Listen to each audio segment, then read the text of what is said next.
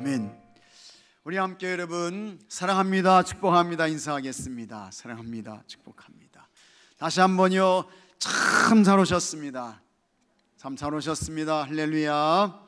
네, 잘 오셨습니다. 감사드려요. 오늘도 이렇게 수요일 이 속회 예배 시간에 오신 여러분 정말 귀하신 분들입니다. 너무너무 소중하셔요. 감사드려요. 우리 하나님의 은혜와 평강이 여러분 모두에게 함께 하시기를 주의 이름으로 축복합니다. 지난 시간에는 요나에 대한 말씀 나눴어요. 요나.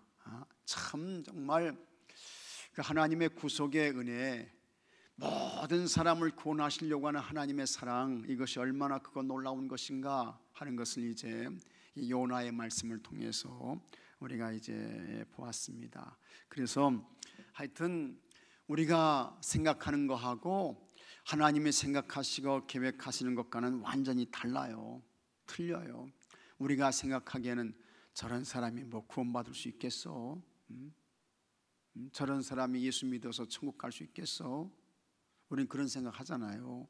근데 그게 아니라는 거예요. 그런 사람들도 다 하나님의 구원의 대상이 되는 것입니다. 하나님 나라 천국에 속한 그와 같은 대상자들이 될 수 있는 거예요.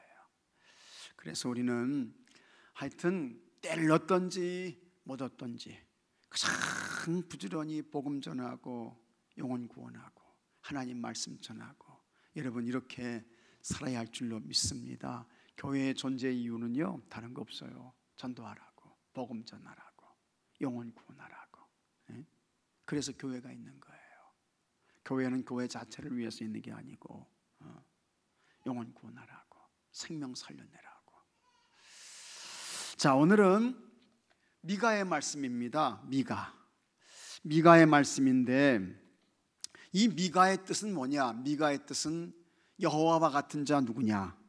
이런 의미예요. 그러니까 참 하나님과 비교할 그런 이 세상의 것이 아무것도 없다는 겁니다. 여호와와 같은 자 누구냐? 없지요. 유일하신 하나님, 그렇죠? 전능하신 하나님, 딱 한 분밖에 안 계신 하나님. 참 그와 같은 하나님은 구원의 하나님도 되시고 사랑의 하나님도 되시고 축복의 하나님도 되시고. 그러나 하나님께서 모든 기회를 주셨어요. 사랑을 다 베풀어 주셨어요. 그 다음에 하나님의 때가 되면 그때는 하나님께서 심판하시는 거예요. 하나님께서 정산하시는 거예요. 그래서 참 하나님과 같은 자 누구냐? 여호와 같은 자 누구냐? 하나님 한 분밖에 안 계신 거죠. 그게 이제 미가의 뜻인 것입니다. 이 미가는 남한국 유다에서 예언 활동을 했던 그와 같은 선지자인 것입니다. 이 미가와 동시대의 예언자가 있었습니다. 누구였습니까? 이사야였어요. 이사야하고 미가하고 동시대의 예언 활동을 시작했습니다. 그래서 주전 740년 8세기죠. 8세기 중요. 주전 740년에 이사야, 미가 이 사람들이 이제 남한국 유다에서 예언 활동을 했던 것입니다. 그때에는 유다의 왕이 누구였느냐? 요담, 아하스, 히스기야 이런 시대였던 것입니다. 근데 참 이와 같은 이 시대에 이 이사야 그 다음에 미가가 예언 활동을 하는데 그때에는 영적으로 많이 아주 어두운 혼돈의 그와 같은 시기였던 것입니다. 그래서 그때에 이제 이사야는 하나님의 심판이 임한다. 하나님의 심판이 임한다. 그 다음에 그런 가운데에서 하나님은 구원하신다. 이걸 이제 외치는 것입니다. 그 다음에 미가도 역시 마찬가지인 것입니다. 참 하나님 믿는 그와 같은 신앙생활을 한다고 하면서 삶이 완전히 엉망이야. 생활이 완전히 아주 그냥 너무너무 추잡한 거예요. 그래서 부정과 부패가 그냥 가득 차고 거짓 선지자들이 일어나서 사람들을 선동하고 그 다음에 우상 숭배를 하고 이제 그러는 것입니다. 이와 같은 모든 것들에 대하여 하나님께서 징계하신다, 심판하신다. 그러니 회개하고 하나님께 돌아와라. 그걸 이제 외치고 있는 거예요. 그걸 예언하고 있는 것입니다. 그러면서 한편으로는 이 미가 같은 경우에는 이제 참 아주 중요한 그와 같은 예언을 하게 되는데, 궁극적인 하나님의 구원과 회복이라고 하는 것은 어느 때에 이루어지게 되는가? 그것은 메시아가 오시면 하나님의 구원의 역사가 완성된다 라고 하면서 이 미가가 이사야도 마찬가지입니다만 메시아의 탄생을 예언하죠. 그것이 미가 5장 2절에 나오는 아주 유명한 말씀인 것입니다. 미가 5장 2절 말씀 한번 펴보세요.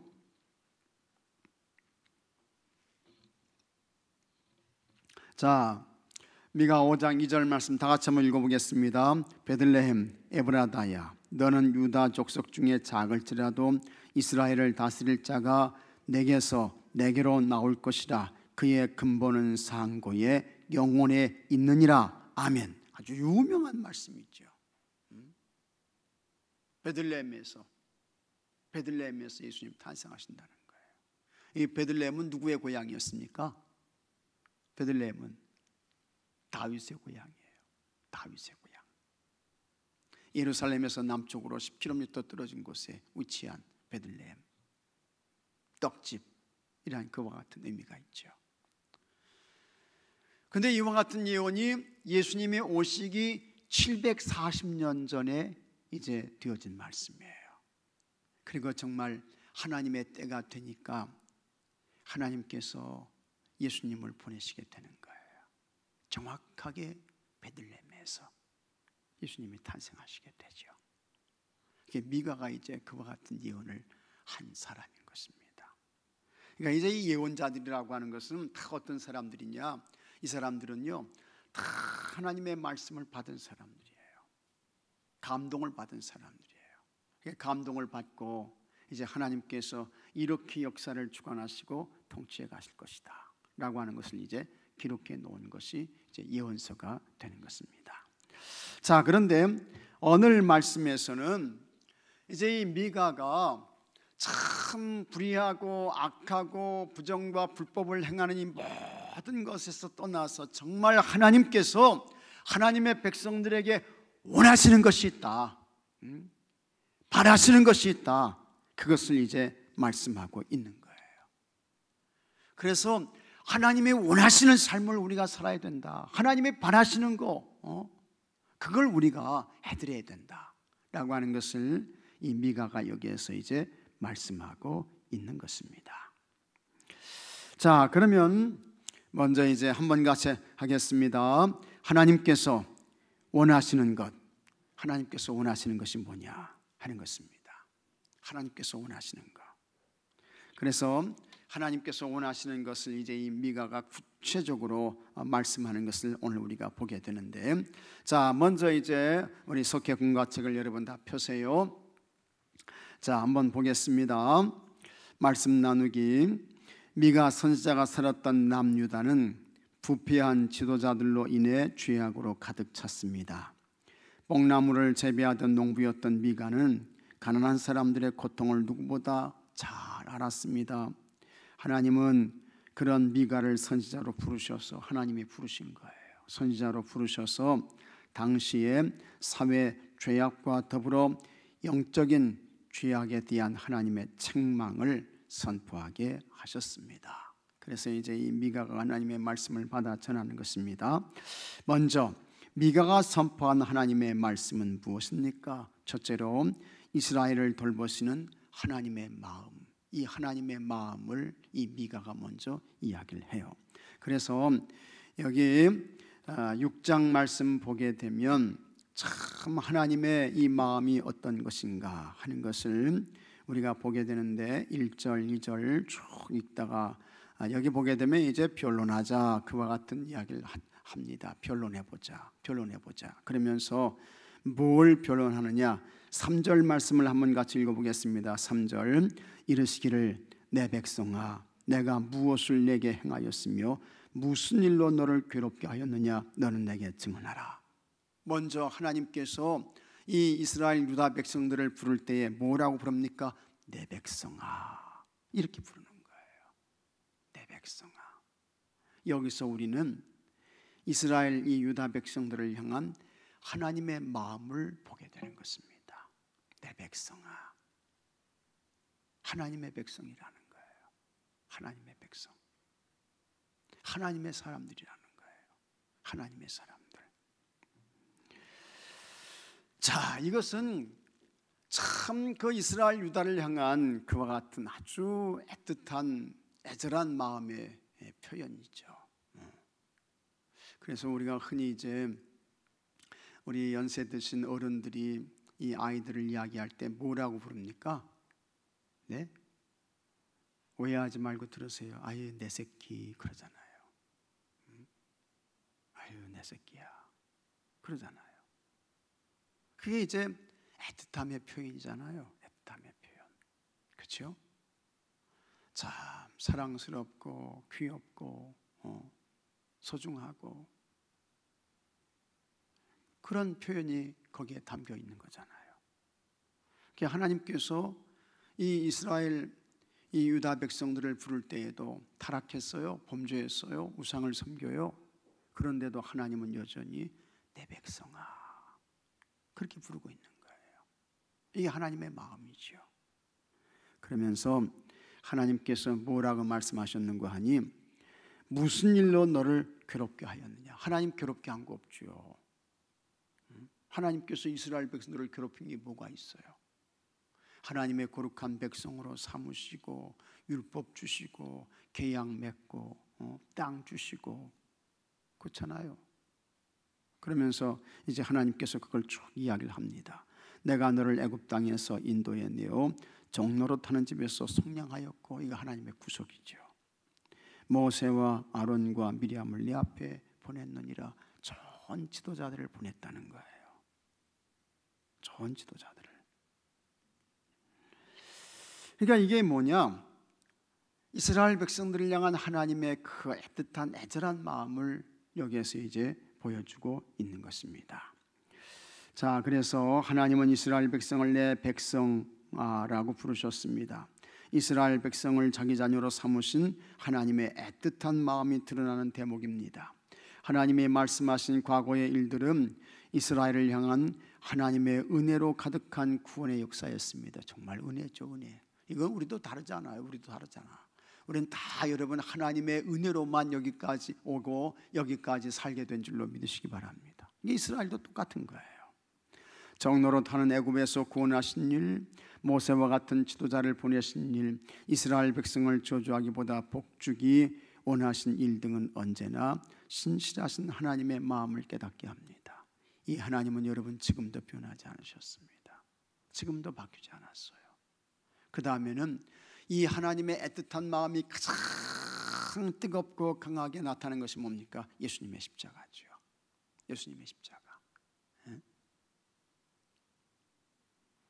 참 하나님의 사람들을 향한 아주 간절한 애절한 마음의 그 표현이 예수님 십자가에서 절정을 이루게 되는 거예요.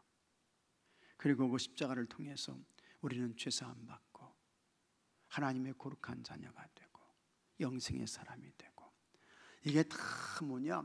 하나님의 은혜를 통해서 된 것입니다. 성경은 하나님의 자녀로 삼은 이스라엘을 한결같이 사랑하셨음을 기록하고 있습니다. 하지만 공의롭게 행하신 하나님과 달리 이스라엘 백성은 하나님을 외면한 채 죄로 가득 찬 반응을 보였습니다. 하나님이 참 안타까워하시는 거죠. 이런 이스라엘을 안타깝게 여기신 하나님의 마음을 미가는 이스라엘 백성에게 서른엎여 선포했습니다. 그 다음에 둘째, 이스라엘 백성의 잘못된 제사를 책망했습니다. 그래서 이제 이 제사는 예배를 말하잖아요. 하나님께 우리가 예배 드릴 때 어떤 마음과 자세와 태도로 예배를 드려야 할까? 그런데 하나님께 옳은 예배, 바른 예배 못 드린다는 거예요. 그것을 이제 이 미가가 책망을 하는 것입니다. 책망을 하는 거예요. 이 책망이 여러분 이스라엘 유다 백성들을 향한 책망으로 끝나면 안 됩니다. 그러면 성경에 무슨 의미가 있어요? 이와 같은 책망이 오늘 우리에게도 책망하시는 하나님의 음성으로 들을 수 있어야 돼요. 그래서 바른 예배자, 옳은 예배자로 우리가 하나님 앞에 서야 하는 것입니다. 이스라엘 백성은 하나님의 어떤 분이신지 충분히 인식하고 있었습니다. 그래서 하나님을 경배해야 하는 것도, 예물을 드려야 하는 것도 알았습니다. 그들은 가장 좋은 일련된 송아지와 많은 양의 올리브 기름을 드릴 마음도 있다며 질문 형식으로 고백하고 있습니다. 심지어 맏아들까지 바칠 것처럼 말하지만 이것은 그들의 잘못된 제사 인식을 보여주는 것입니다. 제사 잘 드리면 되지, 그게 아니라는 거예요. 많은 거 갖다 바치면 되지, 그거 아니라는 거예요. 제사는 참여하는 자에게 하나님의 은혜와 용서를 베푸시는 길입니다. 그러나 그들은 제사와 제물을 드리면서도 하나님의 마음은 알려고 하지 않았습니다. 율법에 정한 대로 드리기만 하면 된다는 안일한 태도로 드렸습니다. 율법에 정한 대로 드리는 것, 이게 뭡니까? 율법주의, 형식주의, 의식주의인 것입니다. 율법주의예요. 형식주의예요. 의식주의예요. 근데 그렇게 하면서 거기에 하나님을 향한 마음이 없어요. 진지함이 없어요. 진지함이. 하나님을 향한 그와 같은 뜨거운 마음의 고백이 없는 거예요. 그러니까 하나님은 그와 같은 제사를 안 받으신다 라고 하는 것입니다. 하나님의 뜻과 마음을 무시한 제사는 잘못된 제사입니다. 미가는 남들에게 보이는 형식만을 중요하게 여긴 이스라엘의 잘못된 제사를 책망한 것입니다. 자, 그러면 이제 하나님이 기뻐하시는 그와 같은 예배를 드려야 되는데, 하나님이 기뻐하시는 예배, 하나님이 받으시는 예배, 그 예배를 드려야 되는데, 하나님이 기쁘게 받으시는 그 예배가 어떤 것이냐? 그것은 의식으로, 율법에 따라 드리는 그것으로, 형식으로 끝나는 것이 아니라고 하는 것입니다. 그 예배라고 하는 것은 삶에서 하나님을 두려워하고 하나님의 임재를 경험하는 그와 같은 삶에서 이제 생활 속에 드러나야 되는데, 그것이 이제 세 가지인 것입니다. 미가는 세 가지를 이야기해요. 정의, 사랑, 겸손, 이 세 가지를 이야기하는 것입니다. 그래서 하나님의 진정으로 원하시는 예배를 이제 선포를 하는데, 하나님은 자신이 구속한 백성에게 분명히 원하시는 모습이 있습니다. 자, 여러분, 우리 함께 8절 말씀 같이 한번 읽어보겠습니다. 8절 다 같이 읽겠습니다. 사람아, 주께서 선한 것이 무엇임을 내게 보이셨나니 여호와께서 내게 구하시는 것은 오직 정의를 행하며 인자를 사랑하며 겸손하게 내 하나님과 함께 행하는 것이 아니냐, 이렇게 말씀하고 있는 것입니다. 정의를 행하며 인자를 사랑하며 겸손하게 내 하나님과 함께 행하는 것. 우리의 삶이 하나님을 의식하면서 부정과 불의와 불법에서 떠나서 정의로워야 돼요. 그 다음에 하나님의 사랑이 사람을 사랑하는 것으로 실천이 돼야 돼요. 그 다음에 겸손이죠. 겸손인 것입니다. 자, 이와 같은 이 삶의 제사를 하나님께서 기쁘게 받으신다는 거예요. 그저 하나님 성전에 가가지고 제물 드리는 것으로 그게 끝나는 게 아니고, 그게 아니라는 겁니다. 우리는 하나님의 피조물입니다. 하나님의 권능 그리고 영광과 대조되는 존재들입니다. 하나님께 정속된 자들로서 우리는 진심으로 순종하고 하나님이 원하시는 예배를 드려야 합니다. 이스라엘 백성은 많은 제물과 제사로 하나님께 영광을 돌리고 순종하는 듯 했지만 정작 하나님께서 구하시는 것은 드리지 않았습니다. 그들의 제사와 삶에는 하나님이 원하시는 정의와 사랑과 겸손이 없었습니다. 그러니까 예배와 삶이 다른 거예요. 예배와 삶이 달라. 성전에서는 거룩 거룩 거룩 자비하신 주님, 온갖 거룩한 예배는 다 드리는 것처럼 했는데 삶으로 가서는 온갖 부정과 불의와 불법은 다 저질러. 다 저질러. 그 다음에 이건 사랑이 아니야.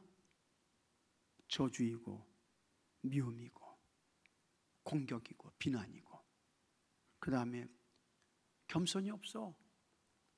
그냥 하나님 앞에서건 사람 앞에서건 그만을 떠는 거예요. 거드름을 피우는 거예요. 이런 제사 하나님께서, 이런 사람이 드리는 제사, 이거 하나님 받으시겠는가? 미가는 또 아니라는 거예요. 천천만만을 드려도 하나님께 그 제사는 올려지지 않는다 라고 하는 것을 미가가 말씀하고 있는 것입니다. 그러니까 여러분, 예배와 삶은 분리되는 게 아니에요. 나눠지는 게 아니에요. 예배와 삶은. 근데 우리가 이와 같은 예배와 삶이 나눠져요. 이게 분리되는 거예요. 그래서 이게 하나님이 받으시는 제사가 안 되는 거예요. 이게 미가가 그걸 말씀하고 있는 것입니다.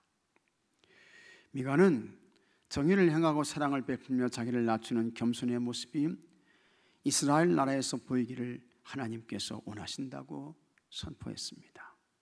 우리도 이 사실을 기억하며 하나님의 원하시는 예배를 드려야 합니다. 정말 하나님의 임재를 경험하면서 하나님께 예배를 잘 드리고 마음을 다해서 정성을 다해서 힘을 다해서 예배를 잘 드리시고, 바로 그와 같은 예배가 오늘 우리 생활 속에서도 이어져야 된다는 거죠. 삶으로 사라져야 된다는 거예요. 근데 그와 같은 삶의 내용이 뭐냐? 정의인 것입니다. 사랑인 것입니다. 겸손인 것입니다. 여러분들이 다 그렇게 사시기를 주의 이름으로 축복합니다. 그 사람의 예배를 하나님이 받으시는 거예요. 그 삶의 예배를 하나님께서 향기로운 제사로 흠양하시게 되는 것입니다. 우리를 구원의 백성으로 삼으신 하나님은 우리에게 원하시는 예배가 있습니다. 하나님은 제물의 종류나 양을 보시지 않고 하나님의 뜻에 순종하는 제사를 원하십니다. 정의와 사랑을 실천하고 겸손한 삶을 살면서 드리는 예배를 하나님께서 기뻐하세요. 하나님이 원하시는 예배를 잘 드리시고 하나님이 기뻐하시는 삶을 살아내는 여러분들이 되시기를 주의 이름으로 축복합니다. 자, 묵상 질문. 나의 삶을 돌보시는 하나님의 마음을 느끼고 있습니까? 당연하죠. 여러분 참 삶을 돌이켜보세요. 하나님의 돌보심이 아닌 것이 무엇이 있습니까? 하나님의 이끄심이 아닌 것이 무엇이 있어요? 하나님의 인도하심이 아닌 것이 무엇이 있습니까? 다 하나님의 돌보심, 하나님의 인도하심, 하나님의 이끄심, 그것 속에서 여러분 여기까지 산 것입니다. 그리고 앞으로도 하나님의 돌보심과 인도하심 속에 여러분 하나님 앞에 서게 되는 줄로 믿으시기 바랍니다. 하나님의 돌보심을 항상 느끼는 것입니다. 그 다음에 예배의 진정한 의미를 알고 있습니까? 미가가 잘 말씀해 줬어요. 율법주의 아니라는 것입니다. 형식주의 아니라는 것입니다. 의식주의 그거 아니라는 거예요. 하나님의 임재를 경험하며 참 마음과 정성과 힘을 다한 예배를 올려드리시고, 그 다음에 그와 같은 하나님의 임재를 경험하면서 우리의 삶에서 정의의 삶을 사는 거예요. 공의의 삶을 사는 거예요. 진리의 삶을 사는 거예요. 사랑의 삶을 사는 거예요. 겸손의 삶을 사는 것입니다. 그래서 예배와 삶은 분리되는 게 아니다. 예배와 삶은 동일한 것이다 라고 하는 것을 여러분 잘 기억하셔야 되는 것입니다. 사도 바울은 산제사라고 했잖아요. 산제사, 너의 몸을 하나님이 기뻐하시는 산제물로 드리라, 이렇게 이제 말씀을 했던 것입니다. 그 다음에 나는 하나님이 원하시는 예배를 드리고 있습니까? 여러분 자신을 잘 살피셔야죠. 살피셔야 돼요. 그 다음에 미가의 말씀을 통해서 여러분 자신의 모습을 점검하셔야 되는 것입니다. 점검하세요. 나는 예배당에 이렇게 와서 앉아 있는데 내 삶은 돌아가서 내 삶의 현장, 내 삶의 초소에서 내 모습은 어떠한가? 내 삶의 예배는 어떤 모습인가? 잘 생각해 보시고, 참 하나님 앞에서 부족하죠. 그죠? 부족하죠. 네. 부족한데 그와 같은 부족함을 인정하고, 하나님 그래도 정의의 삶을 살 수 있도록, 겸손의 삶을 살 수 있도록, 사랑의 삶을 살 수 있도록 은혜 주세요. 감동 주세요. 도와주세요. 기도하시고, 여러분 우리의 구원이라고 하는 것은 딱 완성된 게 아닙니다. 완성품이 아니에요. 완성품이. 우리의 구원이라고 하는 것은 계속해서 구원을 향해서 나아가는 거예요. 과정 속에 있는 거예요. 그래서 예수님의 장성한 분량까지 자라 올라가게 되는 것입니다. 잘 올라가시는 여러분들이 되시기를 축복합니다. 자, 그 다음에 삶의 적용 한번 같이 읽어보겠습니다. 하나님이 기뻐하시는 예배와 삶이 되도록 사랑과 정의, 겸손 중에서 한 가지 행동을 실천해 봅시다 해서 여러분의 생활 속에서 정의, 겸손, 사랑 잘 기억하시고 여러분의 삶을 통해서 실천이 이루어지는 그와 같은 은혜가 있게 되기를 바랍니다. 우리 하나님의 은혜와 평강이 여러분 모두에게 함께 하시기를 주의 이름으로 축복합니다. 자,